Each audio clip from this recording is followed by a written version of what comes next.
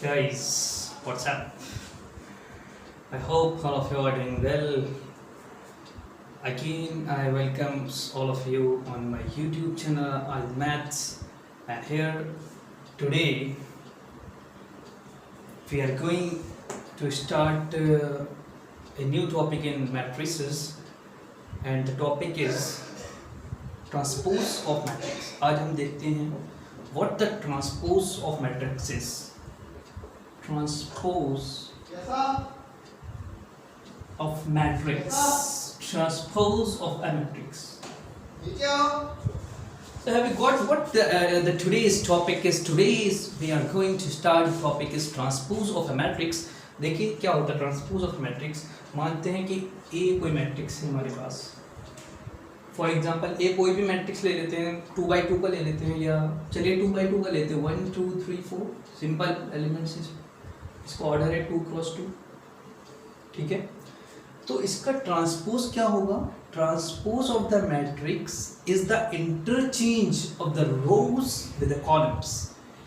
रोज को कॉलम से इंटरचेंज करने को ट्रांसपोज ऑफ द मैट्रिक्स कहते हैं. तो ये मैट्रिक्स है, ट्रांसपोज ऑफ द मैट्रिक्स इसका क्या होगा? ए डैश, इसको हम डिनोट करते हैं ए डैश से, या फिर और ए टी भी लिख सकते हैं, और ए टी. और transpose of this matrix will be a dash is equals to, ये जो रो है 1, 2 फर्स्ट रो, ये कॉलम बन जाएगा 1 2, और सेकंड रो 3 4 है, तो ये यहाँ आ जाएगा सेकंड कॉलम में. क्या आप समझ पा रहे हैं क्या हो रहा है यहाँ पे? This is the transpose of the matrix. देखिए dear students, it's very easy how to find the transpose. लेकिन ट्रांसपोज ही सिर्फ पता होना काफ़ी नहीं है, आपको इसके बेस पर क्वेश्चंस आएंगे, और वो किस टाइप के क्वेश्चन होते हैं अभी हम आगे देखेंगे. अभी सिर्फ आप ये समझिए ट्रांसपोज ऑफ द मैट्रिक्स होता क्या है. ठीक है, जैसे कि मान लीजिए एक मैट्रिक्स और है मेरे पास, ए इज इक्वल्स टू, मैंने इस तरह से ले लिया 1 2 3 4 5 6. ठीक है, इस मैट्रिक्स का ऑर्डर क्या है? कितने रोज है यहाँ पे? 3 रोज, और कॉलम्स कितने हैं? 2. 3/2 का ऑर्डर है इसका.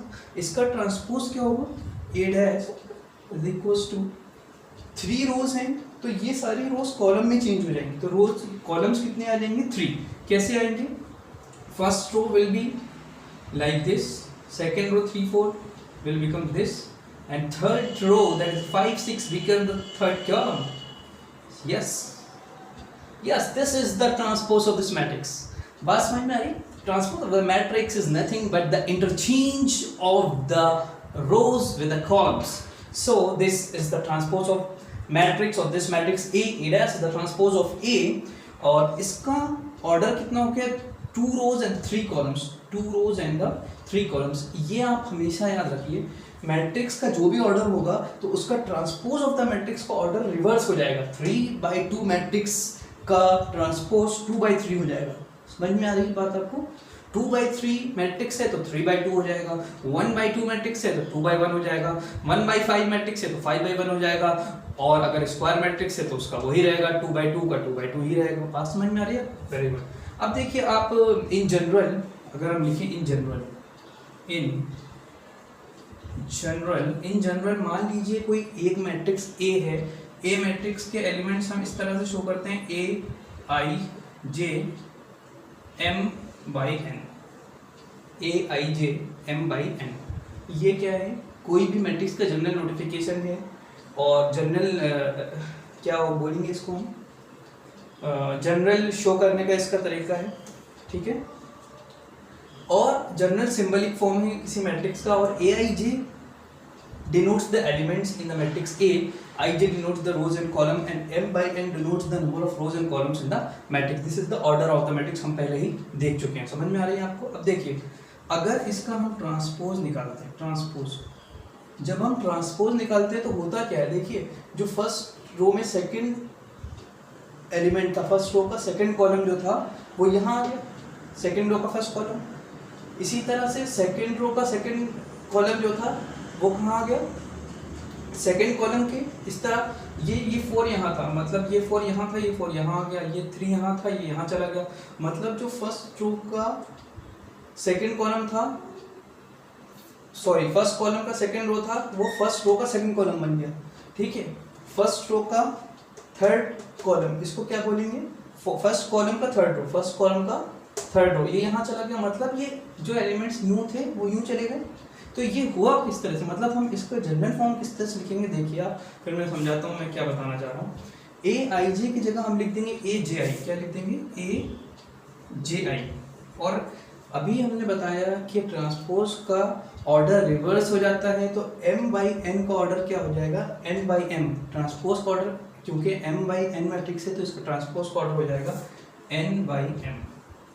और ए आई जे की जगह ए जे आई आ जाएगा, क्यों, अब देखिए मान लीजिए मैं ले लेता हूँ A21 यहाँ पर, तो A21 कहाँ है, सेकेंड रो का, A21 मतलब सेकेंड रो का, सेकेंड रो का A21 सेकेंड रो का, अगर मान ली A में हमने लिया है A21, A मैट्रिक्स में, A मैट्रिक्स से A21 सेकेंड रो का फर्स्ट कॉलम ये, तो ये यहाँ कहाँ गया, यहाँ पर, ये क्या है, ये फर्स्ट रो का सेकंड कॉलम है या नहीं, तो ये ए आई जे ए जे आई पलट रहा है या नहीं पलट रहा है, बात समझ में आ रही है कि ये इसका नोट, ये जो हम इसको डिनोट कर रहे हैं, ये किस तरह से डिनोट करते हैं, ये ए आई जे ए जे आई क्यों बनता है, क्योंकि रोज और कॉलम इंटरचेंज हो जाते हैं, ठीक है।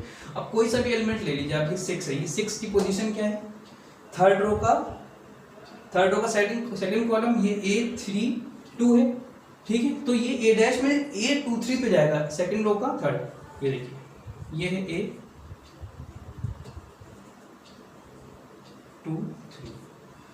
तो आई होप कि आपको बिल्कुल समझ में आया होगा कि ट्रांसपोज ऑफ द मैट्रिक्स होता क्या है। ट्रांसपोज ऑफ द मैट्रिक्स में रोज को हम कॉलम से इंटरचेंज कर लेते हैं, जो भी रो है वो कॉलम में चेंज हो जाएगी, या फिर हम कहें कि कॉलम रोज में चेंज हो जाते हैं, मतलब रोज और कॉलम इंटरचेंज हो जाता है। इंटरचेंज का मतलब ये होता है कि rows are converted to columns और columns are converted to rows. I hope कि आपको समझ में आया होगा ये। अब हम आगे देख लेते हैं इसी में कि एक आध क्वेश्चन देखते हैं कि किस तरह से होता है, ठीक है। आई जस्ट लेट इट रब very fast I can rub it. Now if I want to see a question from here, देखिए NCERT class 12th part 1 chapter 3 matrices चल रहा है, और इसका अभी क्वेश्चन यहाँ पर मेरे सामने जो है एक्सरसाइज 3.3 का क्वेश्चन नंबर कोई सा भी लेते हैं, फर्स्ट का थर्ड पार्ट लें अगर हम, एक्सरसाइज 3.3 का क्वेश्चन फर्स्ट का पार्ट थर्ड है। क्या कह रहे हैं, कह रहे हैं कि एक मैट्रिक्स लिखा हुआ है जिसकी रोज है -1 5 6, उसके बाद है √3 5 6, और उसके बाद है 2 3 -1 2 3 -1। ये ए कोई मैट्रिक्स है, पूछ रहा है कि ट्रांसफॉर्म ऑफ द मैट्रिक्स निकालिए। तो आप ए डैश कैसे निकालेंगे, ए डैश निकाल लेंगे, ये यहाँ आ जाएगा -1 5 6, ये यहाँ आ जाएगा √3 5 6, और ये यहाँ आ जाएगा 2 3 -1। ये हो गया ट्रांसफॉर्म ऑफ द मैट्रिक्स। समझ में आ रही बात। इसी में आगे अगला क्वेश्चन है, question number 2, exercise this 3.3, question number 2। What the question is, A and B are the two matrices. A अगर एक मैट्रिक्स है जिसकी रोज है -1 2 3 5 7 9 and 2 -2 1 1, and the B is the another matrix जिसकी रोज क्या है -4 1 -5 -4 1 -5, and the other are 1 2 0 1 2 0, and the third is 1 3 1। ये question मैं उतार रहा हूँ NCERT part 1 class 12 exercise 3.3 question number 2। बात समझ में आ रही है। तो ये क्वेश्चन है, और क्वेश्चन में ए और बी दो मैट्रिसेस दिए हुए हैं, और पूछा क्या है, पूछा है शो करना है या फिर वेरीफाई करना है A + B' a plus b dash is equals to a dash plus b dash, a dash plus b dash. ये हमको क्या करना है, ये हमें वेरीफाई करना है। क्या करना है, वेरीफाई। ठीक है, तो हम इसको वेरीफाई कैसे करेंगे, a plus be left hand side पहले निकाल लेंगे, a प्लस बी निकाल लेंगे और उसका ट्रांसपोज ले लेंगे। a प्लस बी डैश का मतलब transpose of the a plus b, और वो बराबर काहे की होना चाहिए, transpose of a plus transpose of b। ये प्रॉपर्टी भी होती है ट्रांसपोज की, ट्रांसपोज की प्रॉपर्टी भी मैं आपको बता दूंगा अभी पहले ये क्वेश्चन देखते हैं और फिर प्रॉपर्टीज भी देख लेंगे क्या होती है। ठीक है, तो देखिए a डैश, a वहां पर है तो a डैश क्या हो जाएगा, -1 2 3 ये हो जाएगा, 5 7 9 हो जाएगा, और -2 1 1 हो जाएगा या नहीं हो जाएगा, रोज और कॉलम में चेंज हो जाएगा। और बी डैश कितना हो जाएगा, -4 1 -5 हो जाएगा, ये इधर आ जाएगा फर्स्ट रो। इसी तरह 1 2 0 आ जाएगा और 1 3 1 आ जाएगा। ये बात समझ में आ रही है? ओके, अब हम a dash plus b, a dash plus b dash अगर हम निकालें, राइट हैंड साइड निकालें, RHS राइट हैंड साइड निकालें, तो क्या हो जाएगा, a dash plus b dash क्या आ जाएगा, -1 -4। देखिए करस्पॉन्डिंग एलिमेंट्स को ऐड करते हैं, दो मैट्रिक्स को ऐड करना सिखाया था ना मैंने आपको, वेरी गुड। तो याद करिए हम इसके करस्पॉन्डिंग एलिमेंट्स कैसे ऐड करते हैं, -1 -1 4 -5 5 + 1 6 -2 + 1 क्या होगा, -1 होगा, 2 + 1 3 7 और 2 9 1 3 + 1 4, ये मैं ऐसे ऐड करता हुआ जा रहा हूँ। ठीक है, और 5 और 3 -2, और ये क्या था हमारा, b डैश में -5 ये 0 था। ठीक है, ये 0 है, तो 9 + 0 = 9, 1 + 1 = 2। सो क्या हो गया, RHS क्या हो गया, a dash plus b dash ये आ गया। अब हम लेफ्ट हैंड साइड में a प्लस बी डैश निकालेंगे और हम प्रूफ करेंगे कि वो भी यही आएगा। तो सब पहले हम क्या करेंगे, a प्लस बी करेंगे लेफ्ट हैंड साइड निकालने के लिए, और फिर उसके बाद उसका ट्रांसपोज ले लेंगे। तो a प्लस बी हम कैसे निकालेंगे देखते हैं यहाँ पे।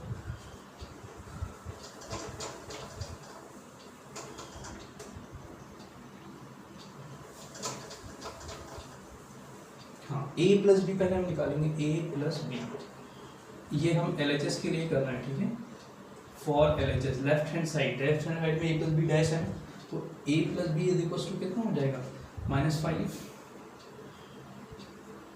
2 + 1 3, और -5 + 3 कितना होता है, -2, 5 + 1 is 6 7 2 9 9 + 0 is 9 -2 + 1 is -1 4 and 2, ये है। Now a plus b dash क्या होगा, a plus b dash, a plus b dash मतलब a प्लस बी का transpose of the a plus b. तो ये कितना हो जाएगा, ये हो जाएगा -5 3 -2 6 9 6 9 9 and 6 9 9 and the -1 4 2, ये हो गया। ठीक है, ये देखिए,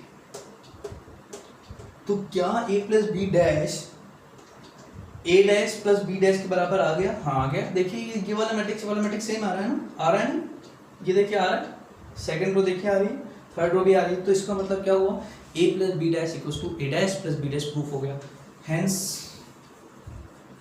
LHS is equals to RHS, proved हो गया। ये हो गया या नहीं हो गया, प्रूव्ड, अरे हो गया ना, यहाँ पे सामने दिख रहा है, ये मैट्रिक्स और मैट्रिक्स बराबर आ गए। तो a dash plus b dash equals to a plus b whole dash हमने प्रूफ कर दिया। समझ में आ रही है आपको बात, very good. So I hope कि आपको समझ में आ पा रहा होगा कि हम किस तरह से आगे बढ़ रहे हैं। और देखिए एक चीज और देख लीजिए,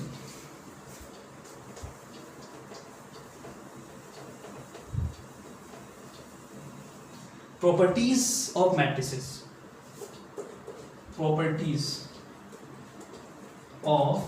properties of transform of the matrix. ठीक है, ये मैट्रिक्स ट्रांसफॉर्म में लिख सकते हैं, मैट्रिक्स ट्रांसफॉर्म। ठीक है, तो मैट्रिक्स ट्रांसफॉर्म की कुछ प्रॉपर्टीज होती हैं, जैसे कि मान लीजिए अगर हम किसी मैट्रिक्स का ट्रांसफॉर्म करते हैं और फिर उसका ट्रांसफॉर्म कर देते हैं तो वही मैट्रिक्स मिल जाएगा। फॉर एग्जांपल अगर ये मैट्रिक्स है, मैं इसको ट्रांसफॉर्म करूं, रोज और कॉलम इंटरचेंज करूं और फिर से इंटरचेंज कर दूं तो वही मैट्रिक्स मिल जाएगा। तो फर्स्ट प्रॉपर्टी ये होती है कि a डैश का dash is equals to a dash का dash equals to a। Second हम ये देख सकते हैं कि अभी हमने देखा कि अगर दो को हम ऐड करके उनका ट्रांसपोज लेते हैं, a plus b transpose equals to a transpose plus b transpose, होता है नहीं, बात समझ में आ रही है। उसके बाद इसमें और क्या होता है मैं आपको देख के बताता हूँ यहाँ से। हाँ ठीक है, ये होता है। और हाँ, स्केलर का अगर हम मल्टीप्लाई करते हैं, मतलब अगर हम किसी स्केलर का मल्टीप्लाई करते हैं और इसका हम ट्रांसपोज देते हैं, मतलब किसी पूरे मैट्रिक्स में के मल्टीप्लाई करते हैं तो वो के बनता है, इसका ट्रांसपोज है तो हम के टाइम्स ऑफ ए डैश लिख सकते हैं। ए डैश ए का ट्रांसपोज और उसमें के मल्टीप्लाई करते हैं तो वो तो के जो है वो बाहर मैट्रिक्स में मल्टीप्लाई होता है ना, मैट्रिक्स में बाहर से मल्टीप्लाई होता है, तो के को अगर हम बाहर से मल्टीप्लाई करें बाद में या पहले करके ट्रांसपोज दें तो एक ही बात है। मतलब ये बात समझ में आ रही है? ठीक है।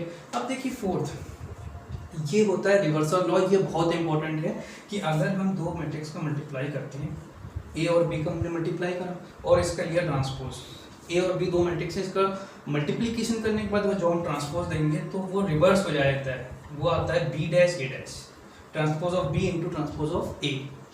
A into B is the multiplication of the two matrix, so the transpose of the multiplication of the two matrix या फिर transpose of the product of the two matrix is equals to the product transpose of the second into transpose of the first। इसको बोलते हैं reversal law. क्या बोलते हैं? Reversal law. मतलब ये a b dash equals to b dash a dash, ये reverse हो जाता है।